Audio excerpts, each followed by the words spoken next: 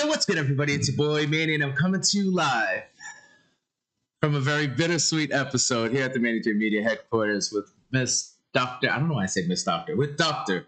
Rachel Monárrez, superintendent, and I say that with all my chest, of Worcester Public Schools. Welcome. Thank you, Manny. I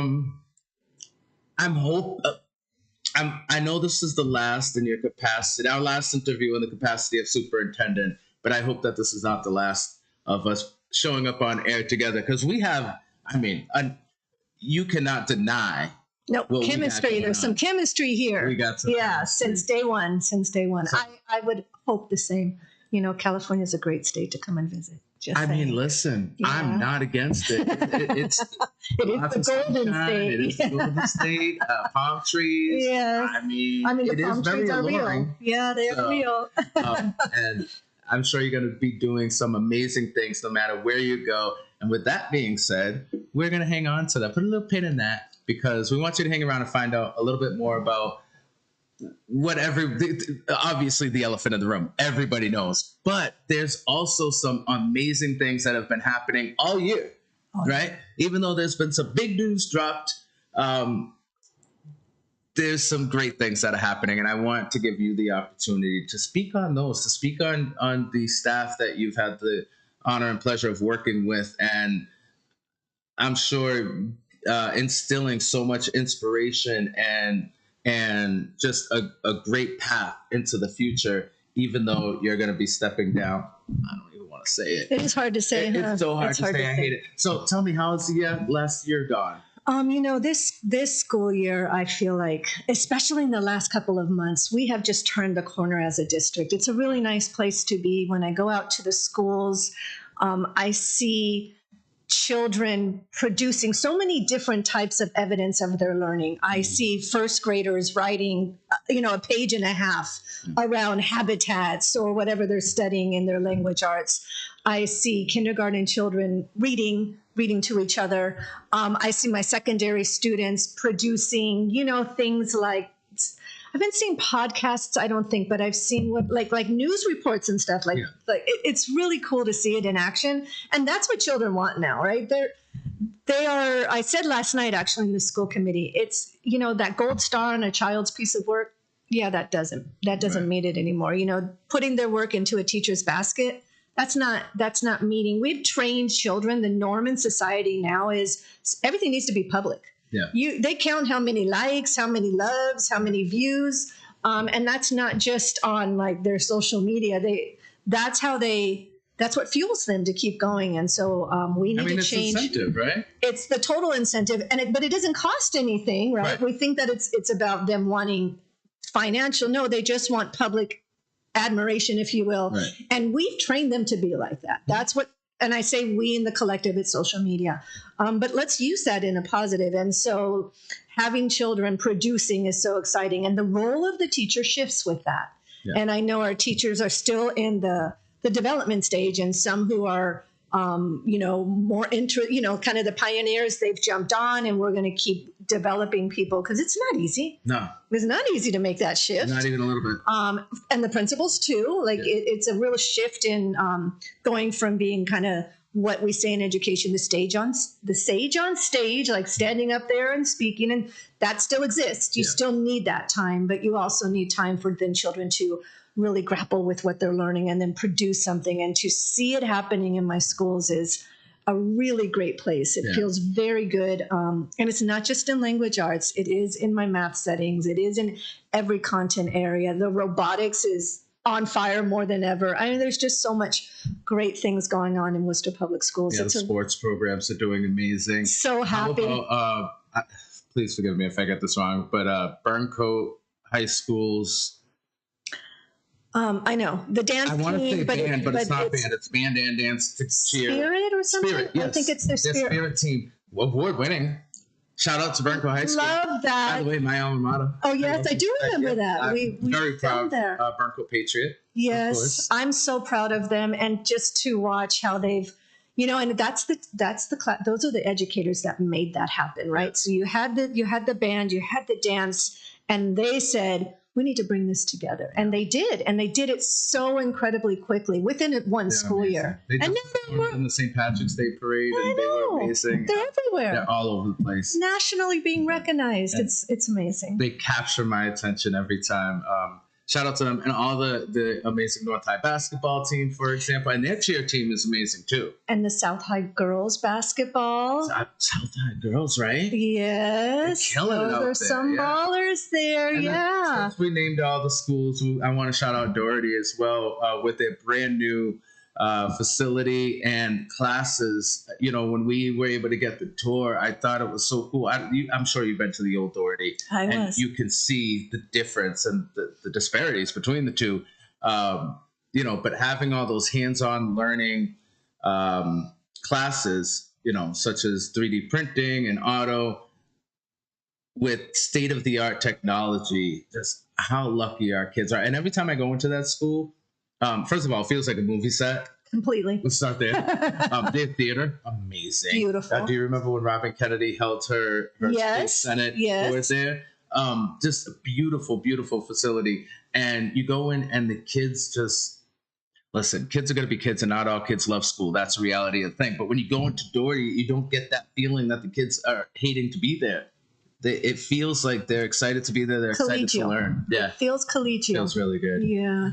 So speaking of feelings, let's go throughout your tenure and just let me know how you felt, you know, from the beginning when you first started to a little bit in the middle and now where we are today, about how the schools have been producing and how that change has manifested.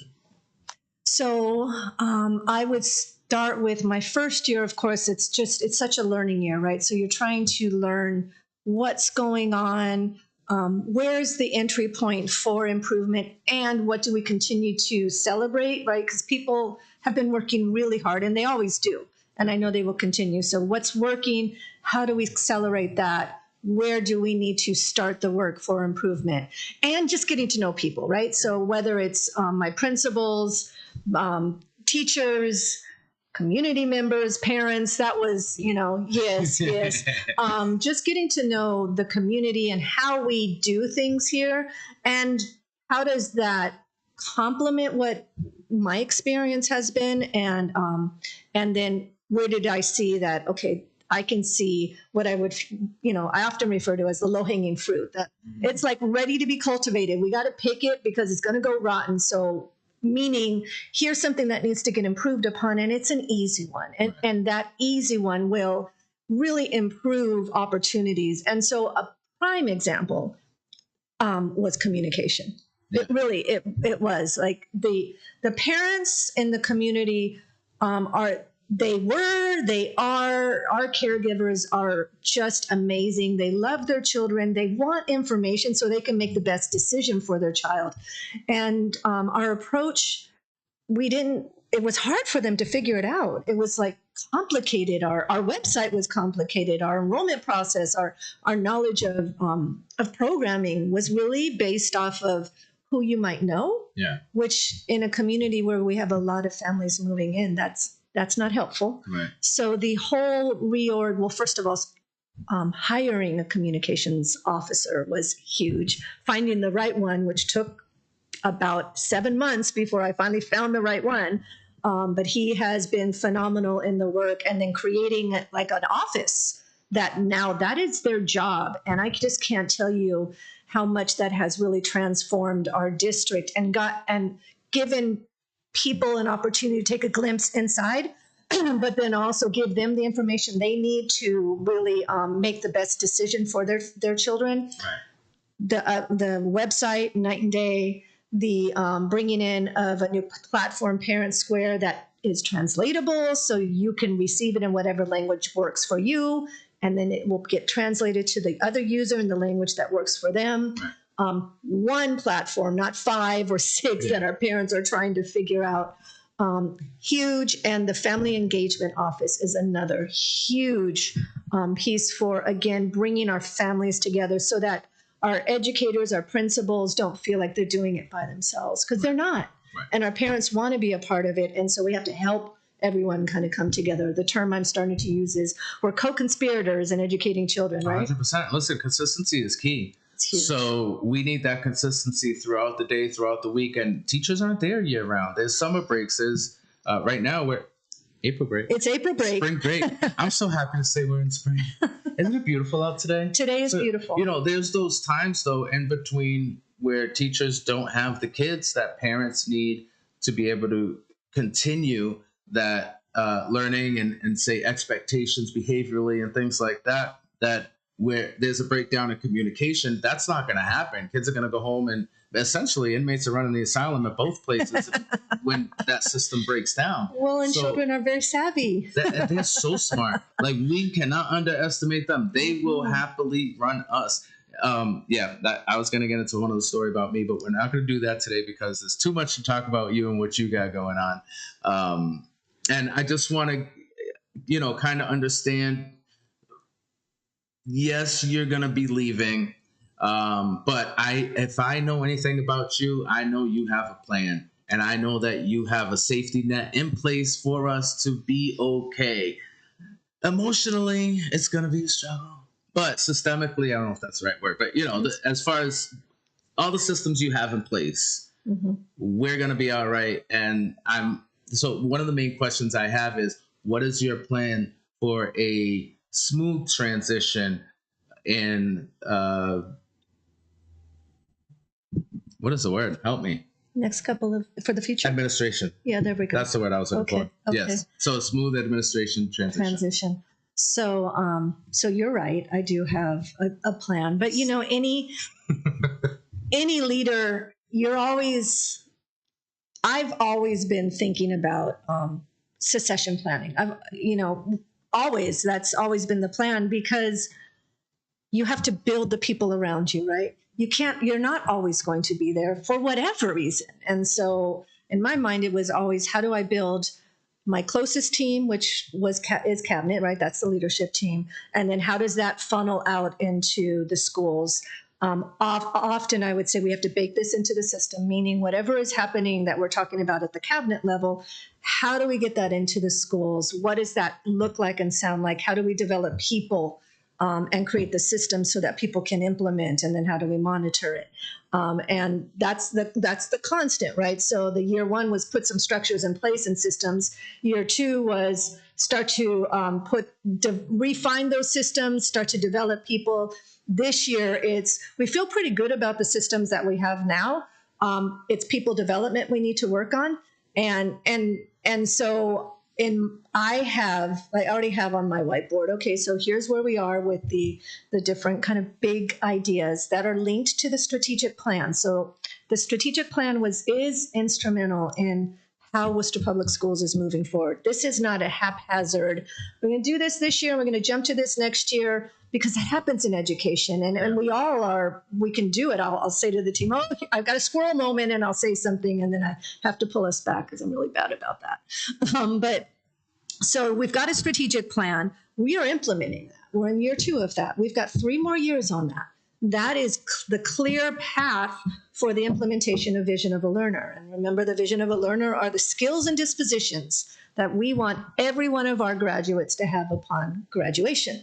And we're in the process of it, right? And so our teachers need to understand it. And I see more teacher work this year around Vision of a Learner than I did last year. And I would expect to see that.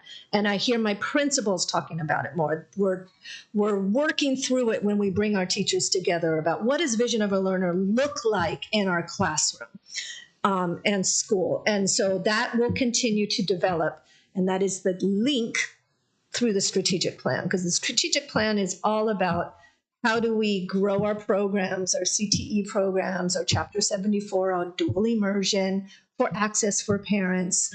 How do we shift our teaching and learning so that we are more representative of the children sitting in front of us and keeping them engaged in their learning and recognizing that they all come with different experiences? How do we do that? And then finally, how do we monitor this, right? And how do we develop people, and not just the classroom teachers, but our school adjustment counselors, our climate and culture people, our principals. We can't just assume because you got a title that you're like set to go. No, we have to constantly learn. So all of those things are in place. My cabinet knows. We're talking right now. In fact, before we came here, we were talking about, all right, what's our strategy for next year in terms of developing people? How do we resource accordingly, meaning budget?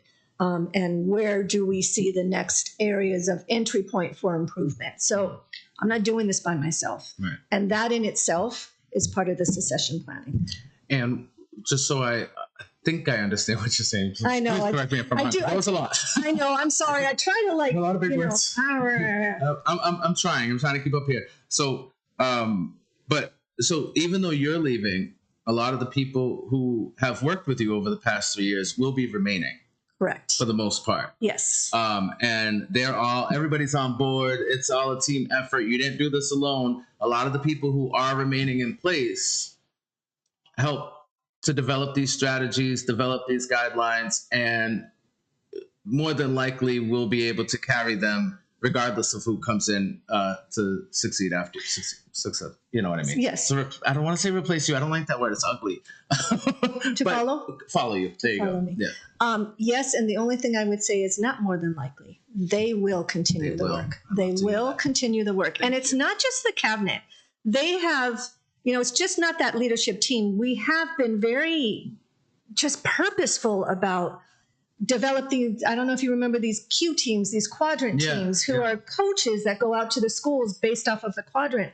They are vested in the work that we're doing, and they're in the schools all the time working. They've done a lot of work to see what those schools need, and they want to be able to follow those needs, make sure they're met. Absolutely, and they believe in the work that we're doing. I hear it from them, so I feel good. I gotta say, I'm personally scared. I know a lot of the community is scared, and you don't have to jump in too much on this. We're gonna take a little politics road real quick. In that, when we saw the federal administration change, it came with a lot of hits, a lot of blows, a lot of trauma. People are scared. They don't know what to expect next. So it's not like, okay, granted you're leaving, there's going to be another qualified individual that comes in and everything's going to be cool. But we just don't know. And poker face for you right now, because I'm going to put my opinion out there. And that is, our current school committee is playing games with our children's futures and not focusing on what our children's needs are. They're playing politics, and they're putting politics over people, and you should be ashamed of yourself. With that being said, back to you. I think that it's things like that are set up that are giving us fear. It's the fact that we have a federal government administration that is threatening or actually dismantling the Department of Education. And you're doing all this work, and I'm sure there's a lot of Department of Education that has had some sort of influence on the work that you do. We're just scared. And so I appreciate, what you did say as far as a lot of people will remain in place. But again, is that guaranteed? I don't know. It's the big conundrum. I thank you, though, for trying your best. And we're going to talk more about you and where you're going and all that good stuff for you, but sad for me. Right after we go, give a special thank you to our sponsors.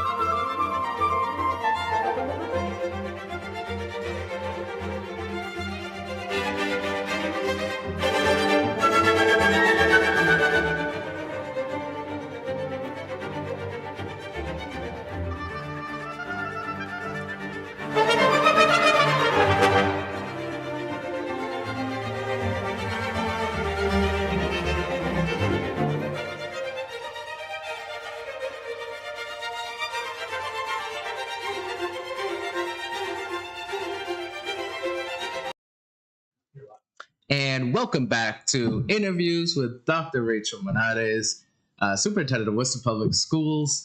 I'm a little more calm than usual, not all spunky, because it's a bittersweet day. I mean, it's great in that you're here with me today, of course, and it's great in that you have a fantastic future ahead of you for you and the wonderful Mr. or is it Mr. Doctor, Doctor Mr. Mr. Monárrez. Monárrez. Jesus. Mr. Jesus.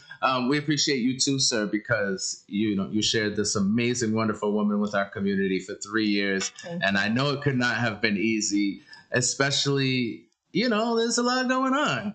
Community is not an easy place to deal with. We were just talking a little bit about the federal administration and how that's affecting us not so greatly.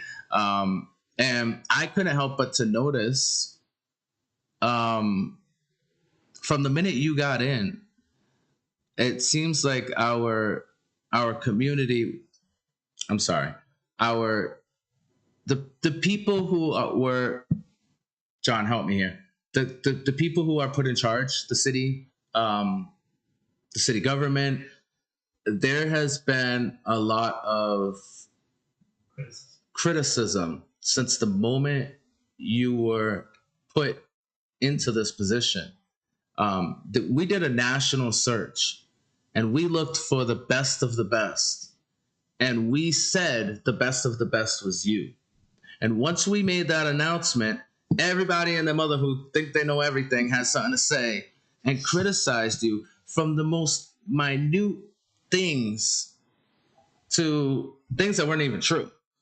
True. Did that at all have any effect on the decision you're making today? Because I'm sure it would have pushed me out. It did not. It did not. I will say, the life of a superintendent or the role of a superintendent now more than ever, it's difficult, right? I have peers throughout the nation, and we're in an interesting place in our nation in terms of trying to figure out what does democracy look like, sound like, feel like. And I know what it used to be. I don't know what it is today. And therefore, what is the role of various public entities, public institutions? Yeah. And so there were times where it didn't feel good. I didn't appreciate when who I was and my ethnicity was under question. That didn't feel good. That was wild. And I was, especially because it was so incredibly personal for me. And completely inappropriate. As a woman who didn't even really find out who she was until 5 years ago, right? So it was like so incredibly personal, and I didn't like that, and I didn't like the way it got spun. But I came here, and my husband came here, and we came for a purpose, and we do believe that that God brought us here. Not that we're like these. I don't want to over-aggrandize who I am. I will. She's amazing. I do. And yes, God brought her here to serve a purpose for our children. And thank you, God. And thank you, Dr. Monárrez. Thank you, Mr. Jesus Monárrez. I'll do it. Go ahead. You don't have to. You can be on both. Fine. Everybody, I do believe people go, come in and out of each other's lives in different ways. But it's all part of a bigger plan and for various reasons. Yeah. I came here because the children here, not only at first I was just like, do you see how, I would tell my husband, do you see how beautiful they are? Yeah. Do you see how internationally combined they are, and how cool their hair is, or and then when you would get to have conversations with them and how dynamic they are, and just deep and thoughtful and caring, but then also ready to push the system. The idealism of youth is just a beautiful thing, and that's why I came here, and the community and what the community represents and what they said they were looking for, I believe it was just the right fit for both of us. Because when you go into a role like a superintendency, it's not just, does this school committee like me? It's, do I like them? Right? Because it's somewhat of an interesting kind of relationship that you get thrown into in a very short amount of time. Right. But I did get a sense, because I do believe that I'm pretty intuitive, that the committee who hired me wanted to take the district to the next level. That's what they were looking for. They just, the journey of excellence is a long journey. You never arrive, but you are constantly working on improving it. And they wanted someone who had just fresh ideas. Yeah. And when you come from the outside, you see things differently. Right. And that's just the way it is, right? Perfect sense. Yeah. Right. So, and I had different experiences. So, I didn't like some of the things that happened when I was and during my tenure. But the long and short of it is, and at 100%, we are returning to California because my husband committed to 3 years. That's what he promised me. Well, I heard that. I saw that. And, there's a lot of speculation as to why exactly you're returning to I was going to say Florida. We're not going to Florida. We're going to California. Why you're returning to California. I even have speculations. We just talked about them. But you signed a contract. And it was on for 3 years, correct? It was 6 years? The initial one was 3 years. Oh. So my initial was 3. Because I was going to say, you knew you were going to, if you only committed to us for 3 years, why'd you sign a 6-year contract? Well, there's my answer. Yeah. Okay. At the end of my first year, they said, we would like to extend it. And I said, okay.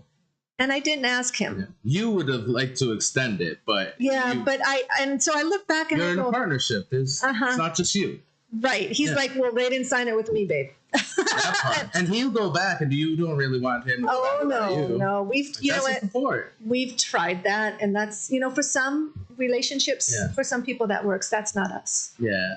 I couldn't imagine being without you for more than a day either. So if it were me, I'd be making sure you come back to California with me too. Much respect, Jesus Monárrez. I get it. I don't like it, but I get it.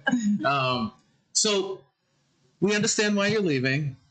It's a personal choice. It is because of your family. You just love your family, want to be with your family, and we just have to accept that. You did the best you could while you were here for our community, for our children. I heard you say that the initial administration brought you here for a specific reason. Do you feel like you were able to achieve that in the time that you were here, at least to set it up?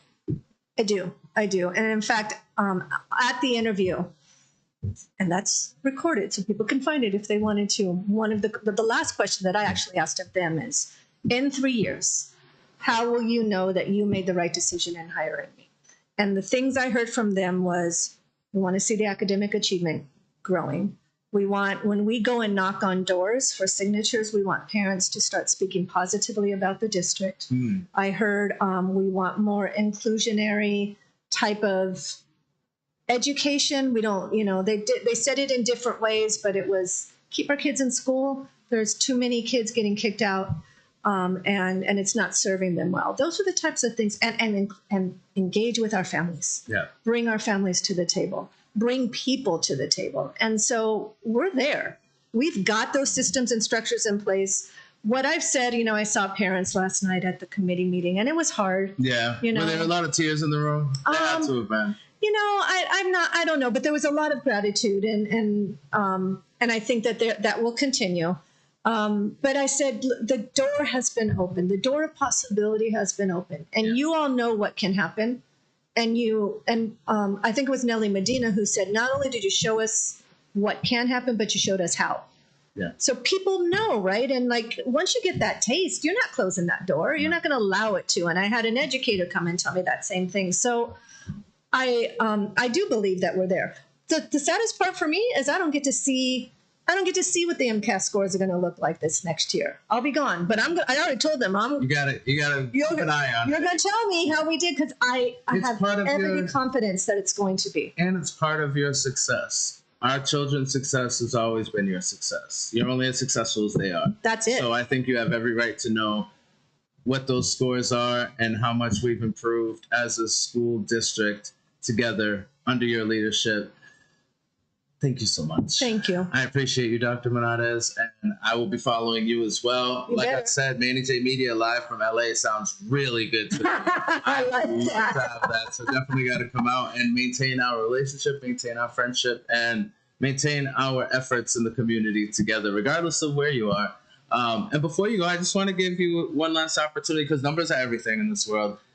Maybe just run down all your successes real quick. like, let's brag about you real quick. What you get done in the past 3 years? So Just to kind of wrap it up in a nice little bow. Yeah. So, gosh, I should know all this stuff like by heart. No, that's okay. That's okay.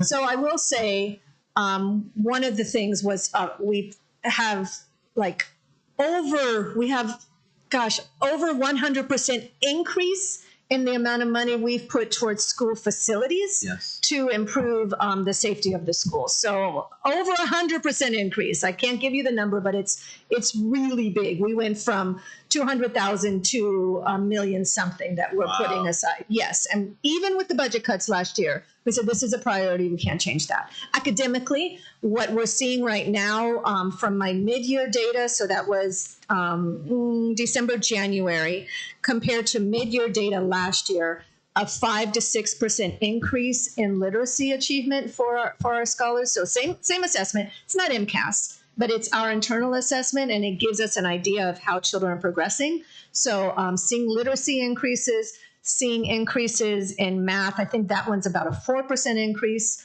again, from last year's mid-year to this year's mid-year. Staff, so we do a mid-year pulse check, we call it, and we ask them, how does the school feel? And there's a variety of questions we ask. 5% increase of our staff saying that they feel safer on campus, and I really believe that that's because of the structures we've put in place, the money that we've assigned, and just having people who that's the role. And this is without the police department being present? This is without the police department. It's the police. It's funny the things you could do. I mean, they have a role, right? And it's law enforcement, but let us do the discipline. Let you do the school, let them handle the streets. I feel you. And we'll call you when we need you, because there are times, but that's not fair to them either. Right. It's really not fair to them. And then finally, the College and Career Office. So we had, lots of different people, and we put oversight over that. That has resulted in, I want to say it's like a 10% increase in children taking the AP and passing it. And so it's a combination of that and dual enrollment. So getting kids into college classes and passing that and early college. What a great, we didn't have that. Increase. It's phenomenal. So because kids can see themselves in roles that maybe they hadn't before. And that is really exciting. And I will say a big part of that from my own perspective is due to so many amazing educators, community members getting involved into our public schools. So many of us that look just like them. Yes. From all across the board. And I think that it's amazing. That relatability is 100% key as well. We talk about consistency as well. And then I'm blown away and I'm impressed. I'm sure not everything can be a win, but what you've presented so far, I think we're on a very good path forward. And I'm excited. I'm excited to see where the future takes us. And also, I wanted to give you an opportunity to talk to our educators, to talk to our teachers, to talk to your staff, and just let them know, what do you think about them and how you enjoyed working with them these past 3 years? That's really apropos, because we're going to have Teacher Appreciation Day soon, Educator Appreciation Day, I think early May. So thank you for that opportunity. So I want to tell the educators in Worcester Public Schools, in whatever role that you serve, that I am eternally grateful for your time and your commitment and your true love of our children and the joy that you bring to education each and every day.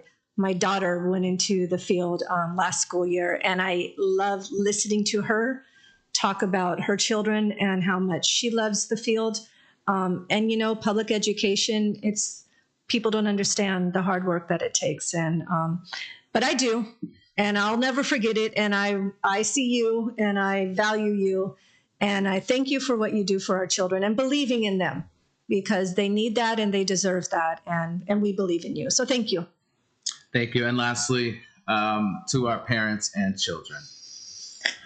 Oh, I'm sorry. I know. I will say that it is truly a bittersweet time in my life to be leaving the city of Worcester. I don't even think I've really learned how to say it correctly, but sounds good to me. It's okay.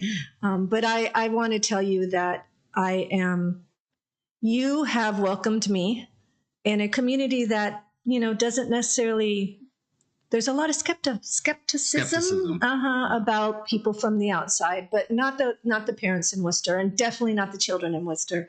You welcomed me, you cared about me, and I hope that I did that. I shared the same sentiment, and that you felt that from me. I see your potential. I know what you can do, children. I'm talking specifically to you, and you will be the leaders. You are the leaders now, whether you realize it or not. You are the leaders of today. You are the leaders of the future for this city, for this state, for this nation, and globally. So never underestimate what you can do. And you've got the caregivers and the adults around you that will support you. Just keep striving, keep pushing, and keep thriving. I'll miss you, but I'm going to watch you from afar. I love that. And I mean, I think that's a perfect place to end it. But I also want to give people an opportunity to be able to ask more questions if there's more concerns. Where can they go? Where can they express concerns or ask questions to the administration to make sure that we're feeling okay going into next year without you? That's a great question. So I want the community to understand that it's the school committee's job. That's like one of their primary jobs, to select a superintendent. So if they have strong thoughts about how that should be, then that's who they go to. Power's in our hands. Yes. Do I hear you saying we need to put pressure on our school committee members? Let them know what we want. Yeah, share your opinions, share your thoughts. That's really what this is about, because parents don't necessarily understand unless you're like paying attention all the time. How does this work, right? And the superintendent is the one position that the school committee hires. They hire them, they evaluate them, they can let them go. So letting them know, if you're happy with the way things are going and you feel like we're on the right track and you don't want it to go off track, then you need to share that, right? And I would say that the best way to keep something on track is to have people who have been part of the work continuing the work. When you bring someone from, there's a time to bring people from the outside, and there's a time to say, you know what, we need to keep going. So who do we have right now that would continue this work? And if we don't have that, then we go to the outside. I would argue that we have people inside. Yeah, and there's an election coming up. I don't know if y'all know that, so make sure. Am I speaking loud enough? There's an election coming up. I don't know if y'all know that. So, we can review our school committee members, and if we feel the need to replace them, I know there are plenty of candidates in the field right now, which I think is amazing, by the way, how many people have been inspired to run for school committee. And are we there? All right, we are there. I've been waiting for that dreaded finger all show long. It goes so fast, doesn't it? And, all great things can't last forever. What goes up must come down. And we started at a really great place. We're ending at a really great place. And I'm guaranteeing to go to LA with you. I have something for you. No, you don't. I sure do. And you're taking me to to LA. If there's one thing you know about me, it's that my brand, one of my favorite things is hats. So I was noting that you're hat. taking a Manny J Media with you to LA. Nice. And look at this, nice and cushy right here. I also wanted to give you a Manny J Media pen in my burnt Patriot green. Oh, I see. So I love it. You'll always remember. It's a nice pen too. And then I don't know if you like coffee, but I do. Oh my God. So get your little Manny J. Listen, it's a whole Manny J Media swag bag. And so while I'll always be with you, you'll always be promoting me. Smart man. Listen, Smart. That's the way you do it. And then the Manny J Media T-shirt. So I know it's hot over there, so I hope the black isn't too bad of a color. It's not hot all the time. But I love you, sis. Thank you so much. I appreciate you. Thank you. Thanks for the opportunity. Absolutely. And thank you for the opportunity as well. You've been an integral part of my brand and what we do here at Manny J Media, and bringing awareness, bringing education, information to the community. And I look forward to continuing to be in touch with you wherever you go. Congratulations and best of luck on all your future endeavors. Thank you. You're very welcome. And with that being said, it's your boy Manny and Rachel. Superintendent Worcester Public Schools. That's right. Until no longer. Put some respect on that, Dave. And this has been another episode of Managing Media Interviews, community delivered. We'll see you real soon. Peace.